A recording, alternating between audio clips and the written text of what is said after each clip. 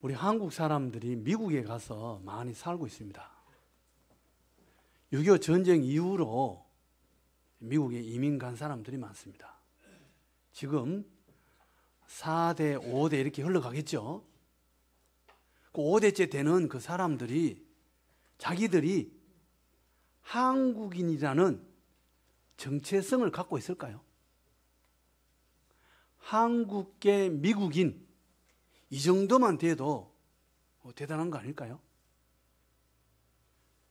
정체성이 그렇게 분명하지가 않습니다. 반면에 유대인들은 지금 우리는 미국에 이민 간 지가 100년이 안 되잖아요. 70년, 빨라도 70년 정도밖에 안 되는데 정체성이 희미해요. 그런데 유대인들은요, 2000년 동안, 100년이 아니에요. 200년이 아니에요. 2000년 동안 나라 없이 떠돌아다녔습니다. 러시아에도 유대인이 있고요. 동유럽, 서유럽, 미국, 아프리카. 유대인들이 흩어져 있는데 이 사람들은요, 정체성이 분명해요. 자기는 유대인이다. 이게 틀림없습니다. 아니, 우리는 100년도 안 되고 70년밖에 안 돼도 한국인이라는 정체성이 없어져 버리는데 그냥 미국 사람 되어버려요. 그 사람들은 어떻게 나라도 없이 떠돌아다녔는데 정체성을 갖고 있을까? 그래서 많은 사람들이 유대인 교육법에 대해서 공부를 합니다. 그들의 공부를 어떻게 가르치나? 어떻게 교육을 시켰길래? 우리나라는 1945년도에 해방이 됐고 이스라엘은 1948년도에 나라를 현재 이스라엘에 세웠습니다. 그때 유대인들은 이스라엘로 오십시오. 그래서 이제 각 나라에서 유대인들이 왔습니다. 그때 유대인인지를 어떻게 합니까? 아프리카에서는 흑인인데 러시아에서도 오고 아프리카에서도 왔습니다. 어떻게 확인하느냐? 어머니가 유대인이냐 아니냐 그걸로 판정을 했습니다. 어머니가 유대인이면 유대인이에요. 피부하고 상관없어요. 어머니가 유대인이면 다 유대인입니다. 왜 그렇습니까? 어머니가 유대인이면 아기를 안고 젖 먹일 때부터 기도하고 아기를 업어서 키울 때 찬양하고 교육을 시켰기 때문에 그렇습니다. 교육의 힘입니다. 그래서 세계 모든 교육학자들이 누구 공부합니까? 유대인의 학습법, 쇠마 교육, 예? 유대인 공부 전부 쇠마 이런 이야기 합니다. 유대인의 교육이 뛰어났다. 그게 뭐가 뛰어났느냐? 다른 게 아니에요. 어머니의 기도와 어머니의 찬양과 어머니의 이야기예요. 저도 어릴 때 들었던 어머니의 이야기, 어머니가 밤매면서 같이 불렀던 노래 다 기억하고 있습니다. 마당에서 추수할 때 어머니가 이야기했어요. 이삭을 주어주는 머슴을 오래 하지 않는다. 금방 독립한대요. 머슴이 그 이삭 하나 주워가지고 주인 가만히 넣어준들 주인이 알겠습니까? 몰라요. 그러나 그렇게 일하는 머슴을 오래 안 한대요. 정신이 바른 사람은 머슴을 오래 안 한다 이 말이죠. 독립한다 이 말이에요. 잘 살게 된다 그 이야기예요. 여러분, 사람을 이렇게 직원을 고용해서 일을 해보는 분들이 있을 거예요. 사람 일 시키는 게 쉬운 일이 아니에요. 그게 보통 어려운 일이 아닙니다. 예? 거기서 일 잘하는 일꾼은요 2배, 3배 몫을 해요. 그런 사람은 주인이 어떻게 할까요? 더 잘해주겠죠. 그렇지 않겠어요? 어쨌든 부모의 그 한마디가 자식한테 미치는 영향은요 대단해요. 예수님의 어머니는 예수님을 어떻게 교육시켰을까? 율법에 따라서 8일 만에 할례를 행했습니다. 그리고 40일 만에 정결 예식을 행하도록 되어 있어요. 성전에 가서 예수 아기를 안고 가서 정결 예식을 드리고, 우리 같으면 유아 세례를 받게 하고, 그런 율법에서 행하는 그런 일들을 다 행했어요. 그리고 오늘 본문에는 뭐라고 이야기합니까? 그의 부모가 해마다 유월절이 되면 예루살렘으로 가더니, 자, 이스라엘의 교육은요, 10살 전까지는 엄마가 가르치는 것이고 10살이 되면 율법을 가르치도록 되어 있어요.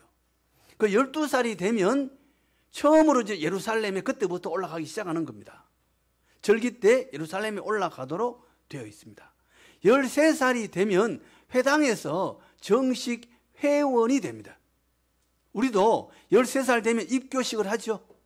유아세례 받고 13살 되면 입교식을 하고 정식으로 우리 교회의 회원이 됩니다.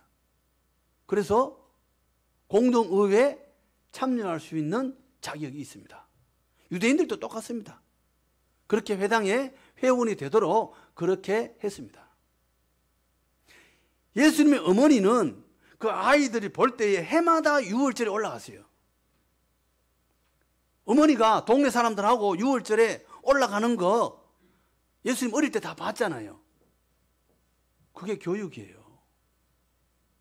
어머니의 믿음을 보여주는 것, 그거보다 더 큰 교육이 어디 있겠어요. 어머니가 말 한마디 하는 거, 하나님에 대해서 이야기하는 거, 성전에 대해서 이야기하는 거, 동네 사람들하고 같이 올라가는 거 보여주는 거, 그게 다 교육이에요. 예수님은요, 어릴 때부터 신앙 교육을 받았습니다. 12살이 되어서 어머니와 함께, 부모님과 함께 동네 사람들하고 전부 예루살렘으로 올라갔겠죠. 나사렛에서 예루살렘까지 거리가 150km입니다. 하루 30km 가도 5일 걸려요. 쉽지 않은 거리입니다. 그 5일 동안 올라가고 또 거기서 내려올 때도 같이 5일 걸릴 거 아니에요. 5일, 6일 이렇게 걸릴 겁니다. 내려오면서 서로 동네 사람들하고 이야기도 하면서 그것도 다 교육이 되겠죠. 그래서 예루살렘에서 예배를 드리고 하루 길을 내려갔습니다. 내려갔는데 여기서 문제가 생겨요. 예수님이 없는 거예요. 예수를 잃어버렸어요. 유월절이 어떤 날입니까? 유월절은 애굽에서 나올 때 마지막 재앙이 무슨 재앙입니까? 죽음의 재앙입니다. 모든 장자가 다 죽었습니다. 바로의 아들로부터 시작해서 여종의 아들에 이르기까지, 가축에 이르기까지 모든 장자가 다 죽어서 애굽에 곡소리가 납니다. 그런데 이스라엘이 살던 그 고센 지방에는 죽음이 없어요. 천사가 지나갔습니다. 지나갔다고 해서 유월 건너갔다 이 말이에요. 또 과월 건너갔다, 지나갔다 이런 뜻입니다. 왜 죽음의 천사가 애굽에는 오고 이스라엘은 지나갑니까? 지방에 양을 잡아서 피를 발랐잖아요. 그 피가 뭐예요? 예수를 상징하는 거예요. 예수. 예? 그래서 예수를 기억하라 이 말이죠. 그 6월절에 예수님을 기억하라, 바라봐라. 6월절의 주인공이 누구예요? 예수예요. 그런데 예수를 잃어버렸어요. 아들이 없어. 하루길 갔는데. 여러분, 아들을 잃어버린 분 혹시 계신가요? 아니면 잃어버린 이런 기억이 있는가요? 우리 집사람은 있어요. 제가 계산을 해보니까 지금부터 한 19년 정도 된 것 같아요. 여기 먹골역입니다. 먹골역 2분 출구로 나와가지고 영어 공부를 하러 다녔습니다. 어떤 분이 영어를 가르쳐주는 분이 있어가지고 초등학교 1학년 된 큰아들, 초등학교 안 들어간 둘째 아들 데리고 집사람이 이 먹골역에 와가지고 애들 영어 공부를 가르쳤어요. 그리고 이제 여기 태릉역에 가서 석계역으로 가는 6호선을 갈아타는 거예요. 큰아들 손잡고 무지개떡을 사 먹었답니다. 무지개떡. 그래 교회를 개척했는데 제가 돈을 넉넉히 준 것 같아요. 그러니까 무지개떡도 사 먹었죠. 제가 능력자입니다. 그래서 무지개떡 사 먹는다고 그 가게 갔다가 둘째 아들 잃어버린 거예요. 권주영이 없어져 버렸어요. 그래 이제 6호선 갈아타는데 아들이 그리로 가버린 거예요. 떡 사왔는데 애가 없네. 집사람 마음이 어땠을까요? 얼마나 놀랐겠냐고요. 그래서 6호선 거기 가봤겠죠. 지하철 떠나버리고 없고. 예? 그 영무원에 가서 아들 잃어버렸다. 좀 찾아달라. 이야기를 한 겁니다. 그리고 조금 있다가 전화 왔어요. 석계역에서. 예? 여기 아이가 지금 하나 있다. 찾아가라. 알고 보니까 둘째 아들이 영무원에게 가서 석계역에 내려가지고 영무원에게 가서 나 엄마 잃어버렸어요. 자진 신고를 한 거예요. 그래가지고 그 이제 영무원이 이제 어디서 왔냐?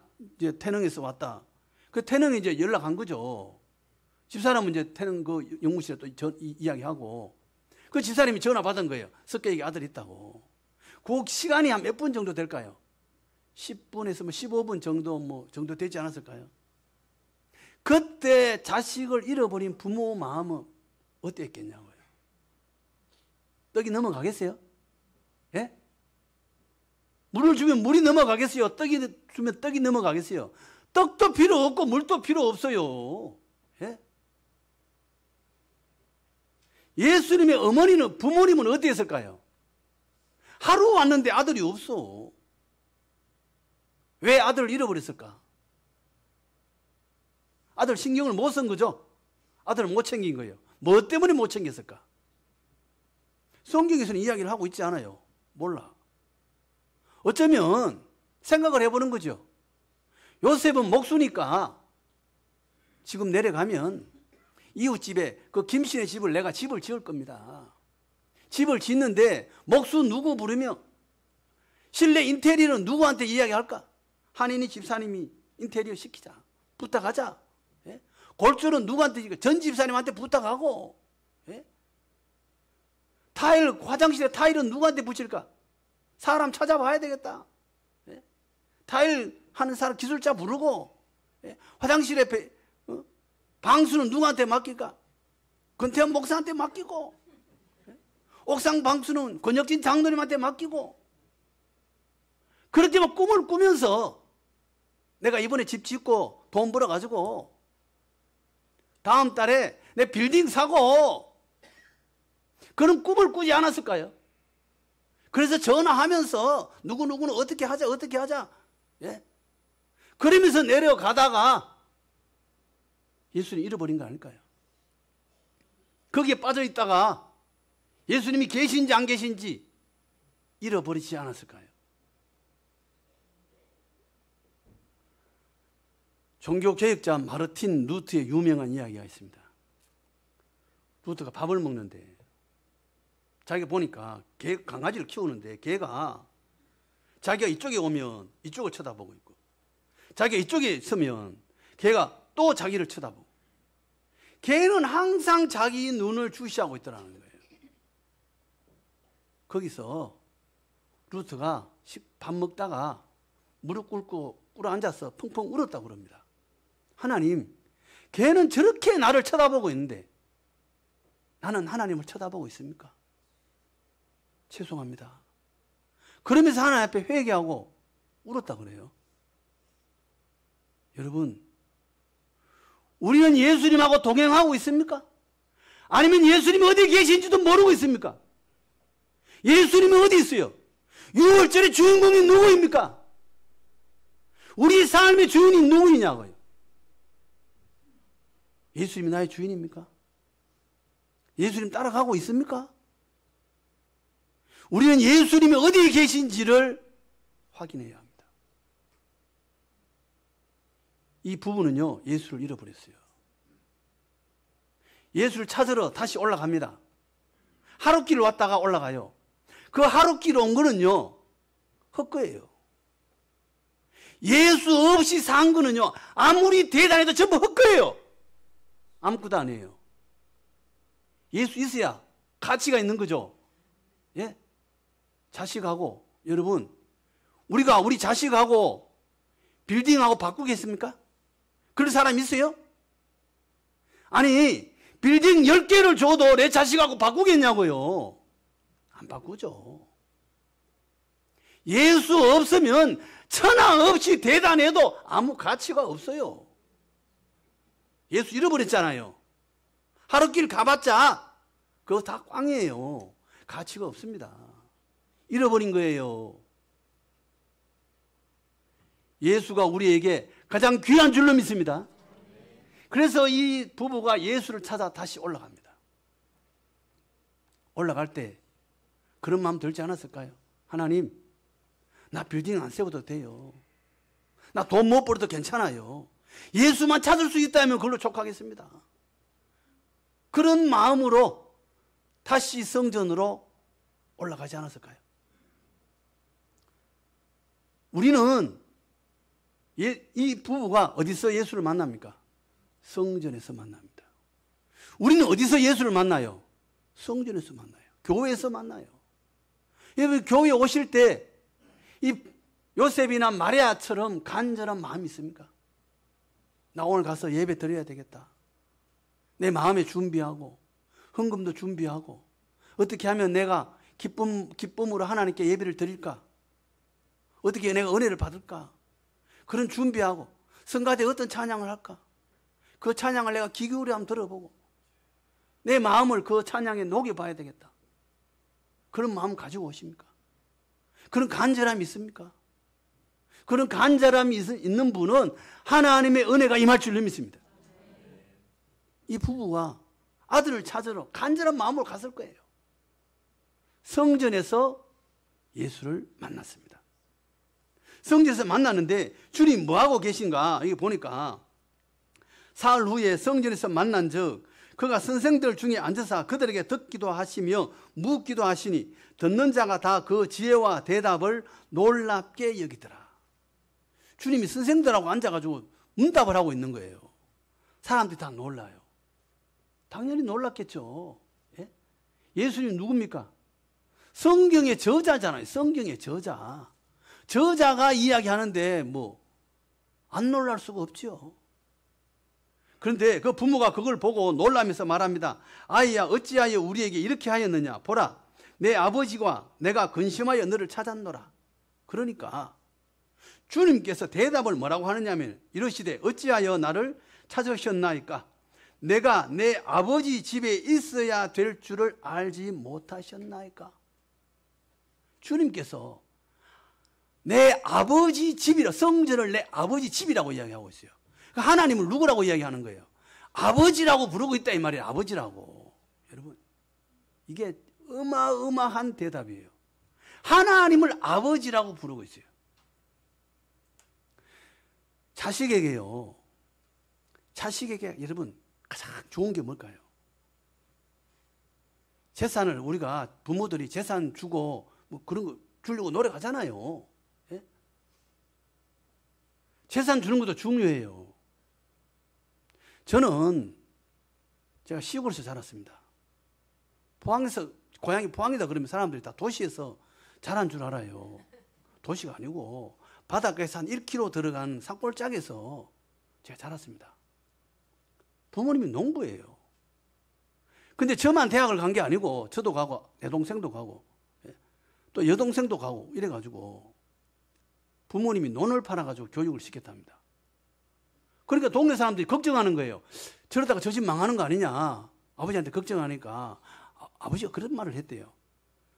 걱정하지 마라. 너희들은 자식한테 논을 주는 거고 나는 논을 팔아가지고 교육으로 바꾸어서 준다. 논은 팔아먹을 수도 있지만 머릿속에 들어간 교육은 그건 팔아먹지도 못할 거 아니냐. 그러니까 교환하는 거니까 동네 사람들 너무 걱정하지 마라. 뭐 그런 말을 했다 그래요. 제가 좋은 부모님 만난 거죠. 그거 생각하면요. 야, 이 인생을 참 잘 살아야 되겠다. 그런 마음이 항상 들어요. 부모님 생각하면. 자식한테요, 논을 주는 것도 귀한 일이고요. 교육을 주는 것도 귀한 거예요. 그런데 더 귀한 건 뭐예요? 내 자식이 하나님을 아버지라고 부르게 하는 것. 자녀들에게 믿음을 주는 것. 그보다 더 큰 게 없어요. 왜 그래요? 내가 돌보는 것은 한계가 있어요. 내가 내 자식을 잘해주고 싶죠. 어느 부모가 자식한테 안 주고 싶은 건 뭐가 있겠어요? 자식을 위해서라면 못할 일도 없죠. 그런데요, 한계가 있어요. 돈을 줘도 교육을 주고 그것도 한계가 있어. 그런데 하나님은 어떻게 돌보세요? 목숨까지 바쳐서 우리를 돌보실 줄로 믿습니다. 그거보다 더 큰 은혜가 어디 있어요? 그거보다 더 큰 은혜가. 하나님이 돌보시면 끝나는 거 아니에요? 예? 하나님이 돌보시면 끝나는 거예요. 그거보다 더 좋은 게 없어요. 우리가요, 우리 자녀들이 교회에 와서 하나님을 아버지라고 부르는 것, 그게 복인 줄로 믿습니다. 시편 44편에 뭐라고 이야기합니까? 이러한 백성은 복이 있나니 여호와를 자기 하나님으로 삼은 백성은 복이 있도다. 최고예요. 나는요, 내 자식을 다 돌볼 수가 없어요. 하나님이 돌보시면요, 그걸로 끝나는 줄로 믿습니다. 가장 좋은 게 뭐냐? 하나님이 돌보는 거예요. 하나님이 돌보시는 것이 가장 귀하고 좋은 겁니다. 우리는요, 집에서 먼저 교육시키고 그 다음에 어디 와요? 교회에 와서 또 교육해서 그들이 하나님을 아버지라고 부르게 하는 것, 그게 부모로서의 가장 큰 선물을 주는 것이고 그것이 가장 복된 일인 줄로 믿습니다. 주님은 성전에서 하나님을 내 아버지라고 부르시고 그 다음에 부모님들하고 내려갔어요. 내려갔는데 뭐라고 말씀하시느냐 하면은 예수께서 함께 내려가서 나사렛에 이르러 순종하여 받드시더라. 이렇게 표현했어요. 순종해서 받드시더라. 며칠 전에 제가 밥 먹으면서 6시 내 고향에 보니까 그 손헌수라는 그 분이 나와가지고 이제 어른들 태워가지고 시골에서 이제 차 태워가지고 집에도 데려다 모시다 드리고 뭐 일도 해주고 뭐 그런 일을 하는 사람이 나와요. 그래서 이제 정거장에 기다리는 할머니를 한 분을 이제 모시고 집으로 데려다 주는 거예요. 그 뭐 차를 뭐 1시간인가 기다려야 되는데 아이고 반갑다고 가자고 그래서 이제 모시다 드리고 집이 하나 있고 집 앞에 우리 교회 마당만한 텃밭이 있어요. 그래서 배추를 심어놨더라고. 거기서 이제 서로 이야기를 주고받고 하는데 이분이 서울 사람이에요. 서울에서 천안까지 지하철 타고 와서 거기서 버스 타고 시골로 들어와서 이제 그 자기 집에 텃밭 농사해가지고 아들도 주고 뭐 자기도 먹고 그런데요. 배추 몇 푹 심어놨더라고요. 그러니까 이제 그 손원수 그분이 그 아들한테 뭐 하고 싶은 이야기 있으면 하시라. 카메라 보고 하라. 이러니까 할머니가 뭐라고 말하냐면 아들아, 요번에 올라가면 내 핸드폰 꼭 바꿔주라. 사진을 이제 찍고 싶은데 사진을 못 찍는다는 거예요. 핸드폰이 이제 오래된 건가 봐요. 핸드폰 꼭 바꿔주라. 그리고 끝났어요. 그 다음에 어떻게 됐을까? 생각해 보는 거예요. 그 아들이 그걸 보고 뭐라고 했을까? 두 가지 중에 하나죠. 하나는 엄마가 사진 찍어서 뭐 할 건데? 그런 기능 있는 핸드폰 사서 뭐 할 겁니까? 통화만 하면 되지. 사지 마세요. 이럴 수도 있죠. 아니면 엄마가 핸드폰 가게 가서 바꾸면 되지. 그건 못 합니까? 이렇게 핀잔을 줄 수도 있죠. 아니면요, 엄마 미안해. 내가 벌써 해줘야 되는데 내가 너무 바쁘다 보니까 못 해줬어. 엄마 이번에 내가 꼭 해줄게. 시간 언제 돼요? 이렇게 말하는 거. 그럴 수 있겠죠. 어느 것일까요? 우리는 뭐 알 수 없습니다. 그죠? 주님은 어떻게 하셨느냐? 순종하고 받드시더라. 예수님은요, 직업이 목수였어요. 나중에 목수 되죠? 예. 아버지가 목수예요. 아버지가 야, 돌 좀 옮겨줄래? 이런 말 할 수 있잖아요. 그럴 때 예수님이 어떻게 답하셨을까요? 아버지, 그거 아니에요. 설계는 이렇게 해야 되고 하중은 이렇게 받고. 예수님보다 더 집 잘 짓는 사람이 있을까요? 예수님은 온 천하 만물을 설계하고 지으신 분이에요. 능력자죠. 예? 인테리어 이렇게 하고 저렇게 하고 예수님한테 이야기하면 설계도 그냥 나와요. 예? 그렇지 않아요? 주님은 아버지한테 이렇게 하면 안 돼요. 이런 게 없어요. 예. 최고의 기술을 갖고 있지만, 율법에 대해서 모든 걸 다 알고 있지만, 예. 받드시더라. 그렇게 하겠습니다. 이랬다는 거예요. 하나님을 아버지라고 부르는 사람의 특징이에요. 우리는요, 오늘 본문 속에서 우리는 자녀를 가르치고 하나님을 알게 하고 내가 예수를 잃어버리지는 않았는지 초점을 언제나 주님께 두고 주님 닮아서 순종하고 받들고 섬기는 복된 우리 모두 다 될 줄로 믿습니다.